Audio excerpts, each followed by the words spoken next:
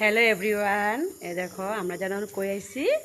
আমরা আইছি এখন মা কালীর মন্দিরে। এই মা মন্দিরে দেখো শ্মশান কালীবাড়ি, মানে শ্মশান কালীবাড়ি মা কালী মন্দিরটা তোমার। তো এই মন্দিরে আমার 2 বছর আগে একটা মানে মানসিক আসছিল। তো ঠাকুরের কৃপায় এখন মা কালীর আশীর্বাদে এখন একটু ভালো আছি। তার জন্য এখন মারে আমি পূজা দিতে আইছি। তো সকালে স্নান টান কইরা মানে সব রেডি করে লই আইছি। এখন ব্রাহ্মণ আসলে পূজাটা আরম্ভ হয়ে যাব। তো পূজা করুম। তো এখন তাড়াহুড়া হয় না মন্দিরে, আমার সকাল সকাল আয়া পড়ছে, এখন তোমার 9টা বাজে। তো ভাবলাম তোমাদের লগে শেয়ার করি। এই যে আমার লগে মা আইছে, এই যে মা মা হাঁকে দাও। আর লগে এই যে আমার মেয়ে আইছে। মেয়ে স্কুলে যায় না, মেয়েকে মা আমি আজকে স্কুল যাবো না, আজকে তোমার লাগে মন্দিরে যাবো। আর এই দেখো মার মন্দির দেখা যাইতেছে তালা মারা। ব্রাহ্মণ আসলে যখন তালা খুলবো তখন আমি মার মুখ দর্শন করাম। একদম পূজার থেকে লইয়া সব কিছু চেষ্টা করুম শেয়ার করার জন্য।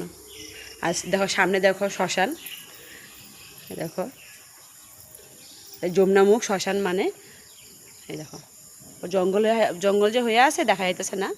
এই দেখো এই পিছিয়ে তোমার দুনিয়ার ঘর, এই দেখো ঘরও আছে, মানে শ্মশান বলে মনে হয় না।